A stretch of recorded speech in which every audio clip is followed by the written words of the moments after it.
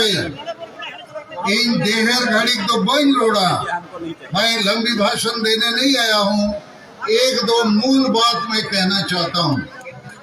एक नंबर बात है कि हम जो आदिवासी हैं और खासकर संताल समुदाय के लोग, जब भी हम कोई पूजा अर्चना करते हैं, शुरू करते हैं, तो हिरला माराम बुरु बोलते हैं।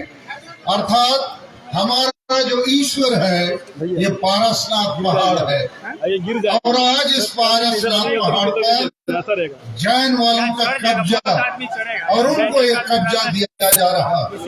तो हमारे लिए ये संकट का मामला है, और मारम गुरु को बचाना अर्थात भारत ही नहीं दुनिया के आदिवासियों को बचाने जैसी बात है।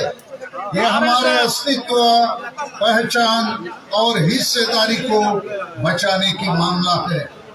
मगर जब भी हम इसको बचाने की बात करेंगे तो हमें हमारे दोस्त और दुश्मन की पहचान करनी होगी, क्योंकि इस समय जो तथ्य सामने आया है, भारत सरकार और राज्य सरकार खुद पारसनाथ पहाड़ जो हमारा ईश्वर है, इसको इन्होंने बिना आदिवासियों के साथ सलाह मशूरा किए, बिना हमारी भावना को, हमारे ईश्वर को इज्जत दिए हुए हमसे छीन कर किसी और को देने का काम किया है। तो पारसनाथ पहाड़ ये हमारा मरम गुरु, यदि हिंदू लोगों के लिए राम मंदिर है, मुसलमान के लिए मक्का मदीना है, या ईसाइयों के लिए रोम का पोप है, उसका मंदिर है, तो ये भी हम आदिवासियों के लिए उससे कम नहीं है।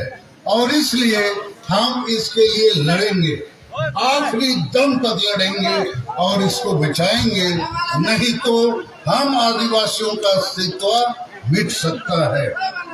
लेकिन इस मामले पर मैं आयोजकों से और अब तमाम लोगों से कहना चाहूंगा कि कभी कभी हम ऐसी भीड़ जुटा लेते हैं, लेकिन सही नेता, सही नीति और सही रणनीति और सही कार्य योजना या एक्शन प्लान के बावजूद के बगैर हम इस लड़ाई को नहीं जीत सकते हैं, क्योंकि लुगुबुरु हमारे हाथों से छीना जा रहा है। लुगुबुरु में हर साल कई लाख लोग आते हैं, सब पार्टी के नेता आते हैं, लेकिन लुगुबुरु में आज हिंदूकरण हो चुका है। और जैसा ये जो पारसनाथ पहाड़ मारम गुरु, इसका जैनीकरण हो गया है, तो हम तमाम आदिवासी भाई और मंच में बैठे हमारे साथी नेताओं से भी हमारा कहना है कि हमको सही नेतृत्व करना होगा, सही नीति निर्धारित करनी होगी, सही रणनीति और कार्य योजना बनाना होगा। नीति से मेरा मकसद है वह आर्मिसी को अब जुदी लड़ाई दाड़े सनाए हुआ इन्हें खान इंजर विचरते। मेरी राय में आज आदिवासी समाज हार रहा है, इसलिए कि हमारे प्रमुख लोग, बड़े बड़े विद्वान, डॉक्टर, इंजीनियर, ऑफिसर, प्रोफेसर, वकील, पढ़े लिखे नौकरी पेशा में रहने वाले लोग, या राजनीति में एमएलए, एमपी, मंत्री, मुख्यमंत्री, या हमारे जो सामाजिक संगठन के अगुआ, देखा जाता है कि सभी संगठनों में आदिवासी समाज का जो मुद्दा, जो एजेंडा होना चाहिए वो नहीं है। तो आदिवासी समाज का एजेंडा क्या होना चाहिए? भाषा, जाति, धर्म, इज्जत, आबादी, रोजगार, चासपास, प्रकृति और पर्यावरण को बचाना। उसी के तहत ये जो संविधान में आदिवासियों को अधिकार दिए गए हैं, इसको बचाना। मैं जो देखता हूँ, जो अनुभव करता हूँ, विभिन्न पार्टियों में हमारे बड़े बड़े नेता हैं, हम ही मंत्री, मुख्यमंत्री हैं, लेकिन आदिवासी का एजेंडा नहीं रखते हैं।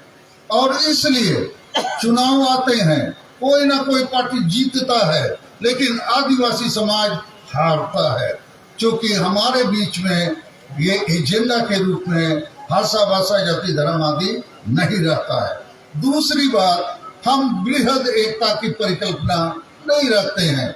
छोटे छोटे संगठन अपने अपने बीच में लड़ते हैं, अपने अपने कोशिश करते हैं, लेकिन हमको बड़ी कोई चीज हासिल करनी होगी तो बड़ी एकता का परिकल्पना और प्रैक्टिस भी हमको करना होगा।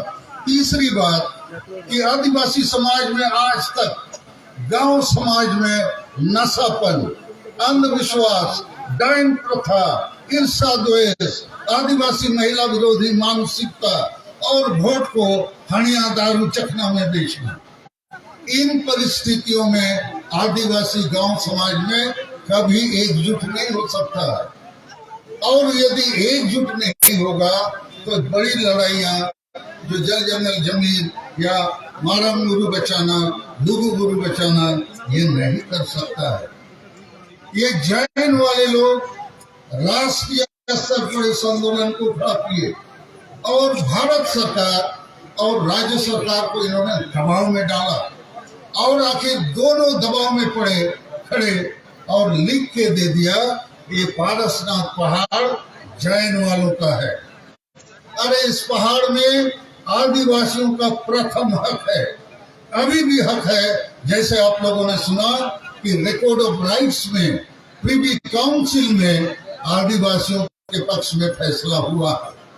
तो मेरा सुझाव भारत सरकार, राज्य सरकार को यही है, आप अविलंब बातचीत शुरू कीजिए और सच्चे आदिवासी जो प्रतिनिधि हैं, ये जो यहाँ सिकंदर हेम्ब्रोम है, नंकू टुडू है, बुधन हेम्ब्रोम है, ये बाईसी के सभापति, उपाध्यक्ष और सचिव हैं, इनसे आप बात कीजिए और फैसला लीजिए।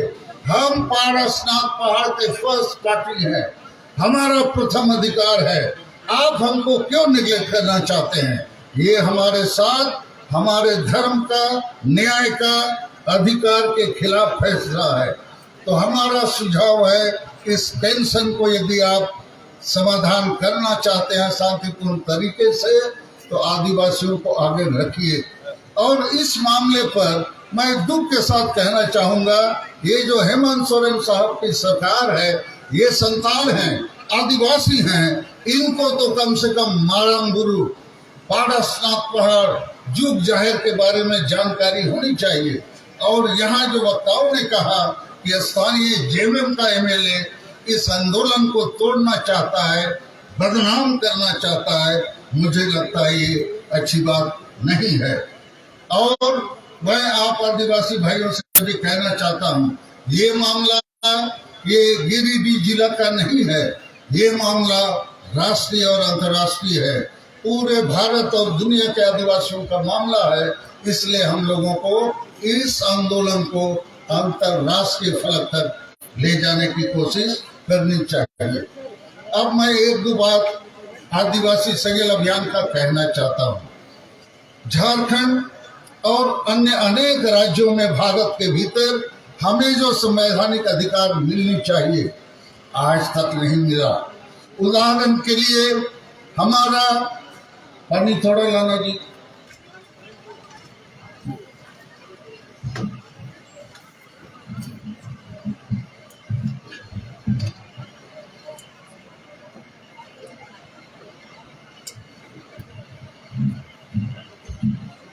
पूरे भारत देश में हम आदिवासियों के साथ संविधान कानून होने के बावजूद न्याय नहीं मिला और इसलिए राष्ट्रीय फलक पर आदिवासी सगेल अभियान ने 1 जनवरी दुमका से राष्ट्रीय आदिवासी विद्रोह या क्रांति का बिगुल फूका है।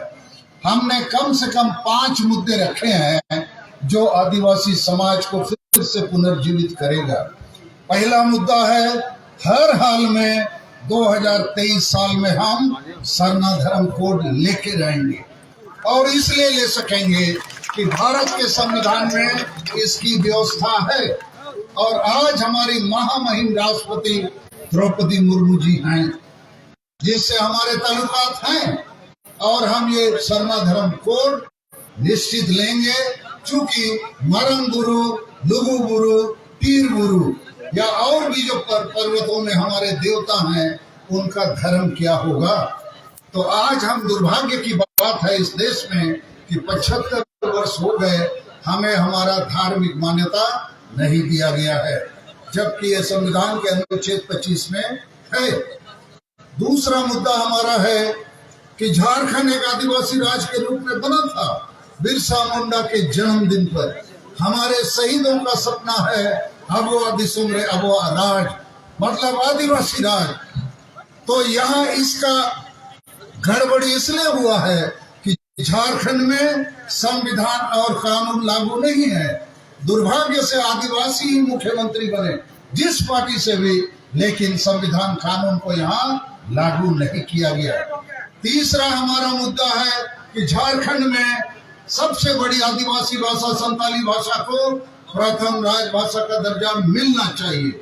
चौथी हमारी मांग है आसाम अंडमान में हमारे आदिवासी अभी तक एसटी नहीं बने हैं। और पांचवा मांग है कि हमारा जो ट्राइबल सेल्फ रूल सिस्टम है उसमें डेमोक्रेसी और संविधान को लागू किया जाए, अनिवार्य सुधार लाए जाएं।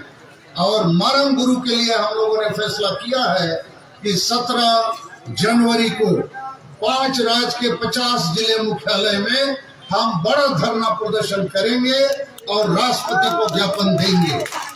और 30 जनवरी को 5 प्रदेश के सभी जिले मुख्यालयों में मसाल जुलूस हम निकालेंगे कि मरम गुरु और जो आदिवासियों के दूसरे अहम मुद्दे हैं उसके लिए भारत सरकार ध्यान दे।